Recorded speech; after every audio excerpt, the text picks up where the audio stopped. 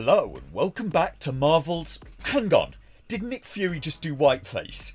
In this episode, he has to run from the UK and goes to Finland, so he puts on a disguise of an elderly Finnish man, and my question is, does that count as whiteface? This is coming a week or so after I'm pretty sure I caught Netflix doing whiteface in season 3 of The Witcher, and that raises a lot of questions. Is whiteface an okay thing to do? Is playing the part of a person of a different ethnicity okay, as long as it's respectful, or is it always bad? Maybe put your thoughts below. Also in this episode, Disney Marvel doubled down on the whole Brixton immigrant angle that I talked about in a prior review. The writers knew this was a thing, and that's why Fury chose to house the Skrulls there. So Disney, you chose to make the Skrulls a cipher for refugees and immigrants. Then you chose to make them murderous and seemingly most of them willing to exterminate the people that gave them asylum. Then you chose to link them to UK immigrant communities. I can't think this is intentional. This has to be incompetence and not malice, right? I mean, this does happen in the UK. We do sometimes get people that sound quite a lot like Gravik, but it's usually just one crazy person. The episode also at one point manages to be really quite sexist. Let us go, or I'll kill her. Oh, I don't doubt you for a moment.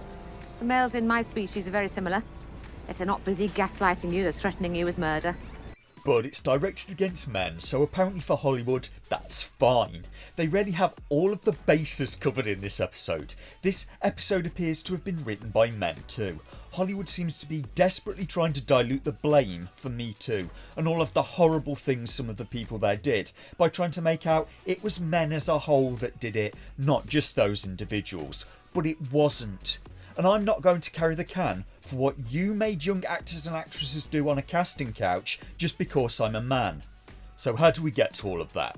Gravik is back at his base with his men, where he starts an argument with his loyal second-in-command for no particular reason. Gravik is angry that the second-in-command hasn't found something for him called the Harvest, which doesn't appear to be his fault, as Gravik sent him to the wrong place repeatedly.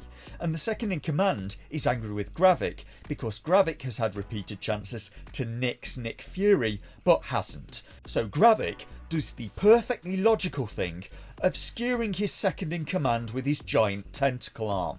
And at this point it occurred to me that maybe this character Gravik is just supposed to be insane, and that would explain his actions last episode. He claims to want to save his own people, but he keeps on ending them. Every episode, the script seems unable to decide what this character is supposed to be. Is he smart and calculating, or stupid and reckless? Pick one. In this episode alone, he kills a load more Skrulls and tries to get the USA to launch a missile strike at his own base. And none of his men question it either. Nobody asks, Gravik, sir, we were supposed to make the attack on the president's convoy look like it was the Russians, yes? So why did you kill that guy using your giant tentacle arm in front of a crowd of British soldiers? Don't you think that maybe would have tipped them off that we were maybe not real Russians? Though I was assured by a Russian viewer that I am in fact misinformed, and Russians do indeed have giant tentacle arms.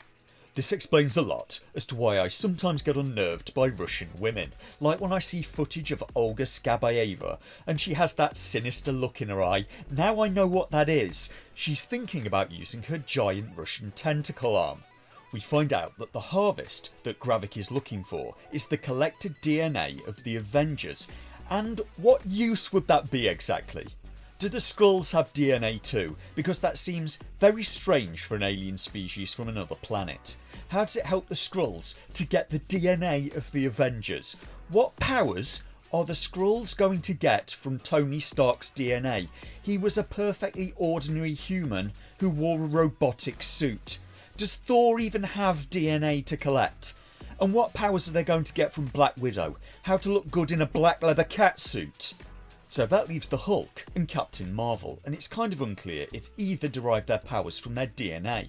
Captain Marvel was normal until she stood next to an exploding engine.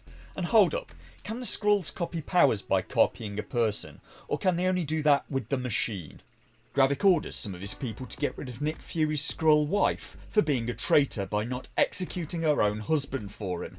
Then he orders Skrull Rhodey to tell the president about the secret Skrull base in Russia to get him to launch a missile strike on the Skrull base because he thinks Nick Fury will want to stop it to prevent a war and prevent innocent Skrulls being killed, and will hand over the harvest to stop it.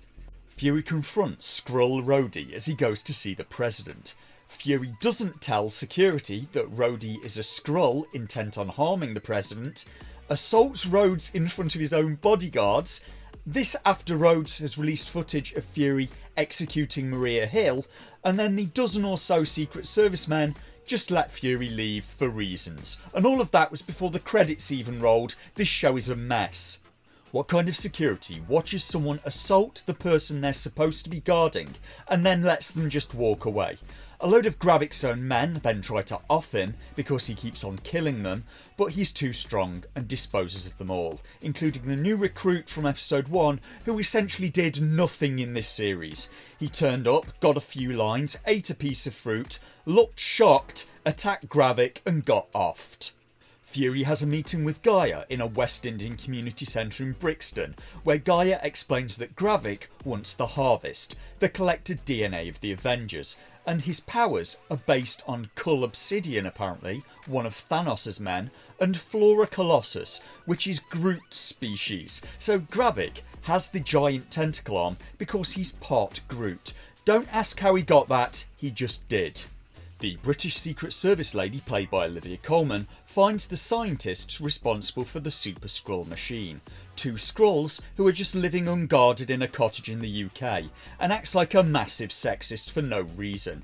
Nick Fury gets contacted by Gravik, who's threatening to have the president blow up his base and all his men unless Fury gives him the Avengers DNA, and Gaia goes to see Fury's wife so they can bury her father with the proper ceremony, which they do. Then Gaia asks the wife if Fury has ever even looked at his wife's real face, to which the wife gets angry and says, "He ever get lost watching you in your own skin?" You're young. You think you know everything. But you don't know what it takes to build a life with someone else, to sustain it. Yeah. Sometimes to build a life with someone just takes wearing a dead woman's face for 15 years. Fury's wife also talks about how safe and secure their house is, which then gets attacked by the Skrulls, and it turns out the house is neither of those things. She'd be done for if they could just aim. Instead, she's a sitting duck, and the Skrull assassins execute a milk jug. The house is extremely insecure. The house has loads of windows that are not bullet resistant. There are Skrulls coming through the windows, the doors, the skylight. Then Nick Fury puts on whiteface and goes to Finland to get the Avengers DNA with the sexist British Secret Service agent, and he explains why he hasn't called the Avengers. Fury, why haven't you called any of your special friends down?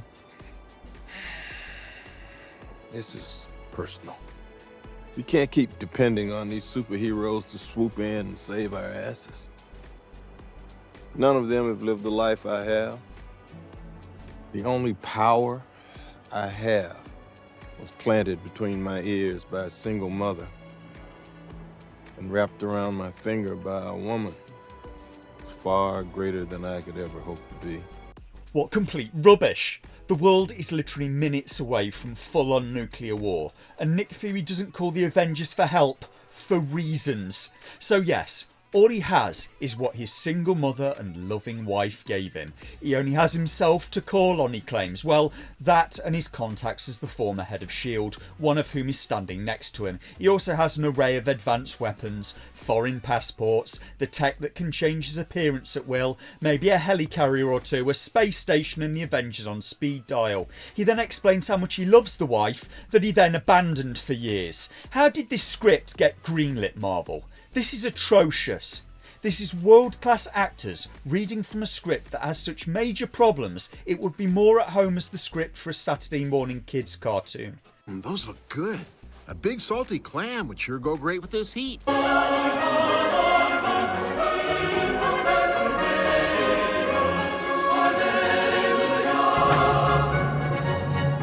Maybe it's time we set a little trap for Crystal Cove's knob stealer.